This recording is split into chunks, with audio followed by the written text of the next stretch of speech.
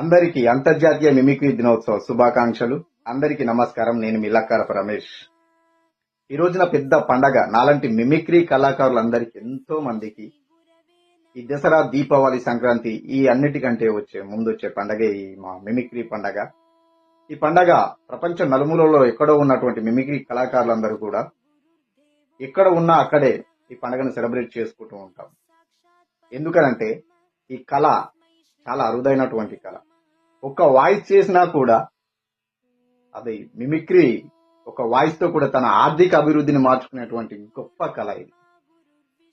ఈ కళను ప్రపంచ నలుమూలలో ఉన్నటువంటి మిమిక్రీ కళాకారులు అందరూ కూడా ఒక సమూహంగా మారి హైదరాబాద్ లో, అదే విధంగా వరంగల్ హన్మకొండలో కూడా చాలా అద్భుతంగా ప్రపంచంలో ఎక్కడ లేనటువంటి విధంగా ప్రతి సంవత్సరం ఈ పండుగని సెలబ్రేట్ చేస్తూ ఉంటారు.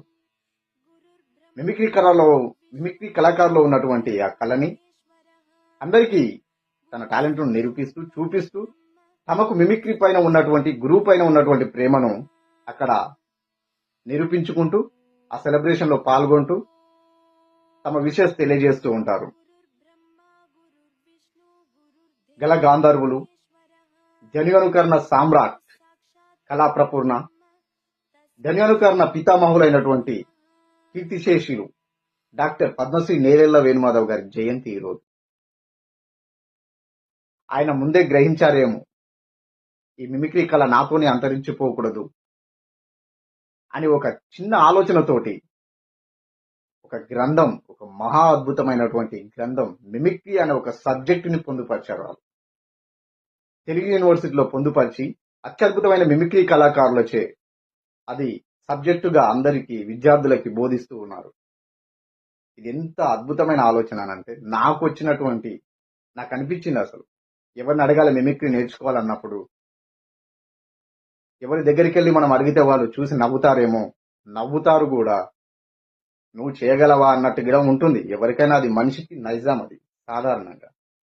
కానీ అలాంటి ఏ భయాలు లేకుండా, ఎవరిని బ్రతిమిలాడకుండా తెలుగు యూనివర్సిటీలో, అదేవిధంగా వరంగల్లో కూడా కాకతీయ యూనివర్సిటీలో ఈ మిమిక్రీ అనే ఒక సబ్జెక్టుని పొందుపరిచి ఒక డిప్లొమా కోర్స్ కింద అది నేర్పించబడుతుంది. ఎంతో మందికి అత్యద్భుతమైనటువంటి అవకాశం ఇది. ఎంతో కష్టపడి నేర్చుకున్న మిమిక్రీ సీనియర్ కళాకారులు డాక్టర్ పద్మశ్రీ నేరెళ్ల వేణుమాధవ్ గారు ఎంత కష్టపడి నేర్చుకుని ఉంటారో దాన్ని చాలా అవలీలగా నేర్చుకునేందుకు టెక్నిక్స్ ని అమర్చుతూ దానికి సంబంధించినటువంటి ఏ టెక్నిక్స్ వాడాలి అనేటువంటిది మనకు ఆ సబ్జెక్టులో పొందుపరిచి ప్రతి ఒక్కరికి అందుబాటులో తీసుకొచ్చినటువంటి గ్రంథం ఉండడం నాలాంటి ఎంతో మందికి ఇది అవకాశం.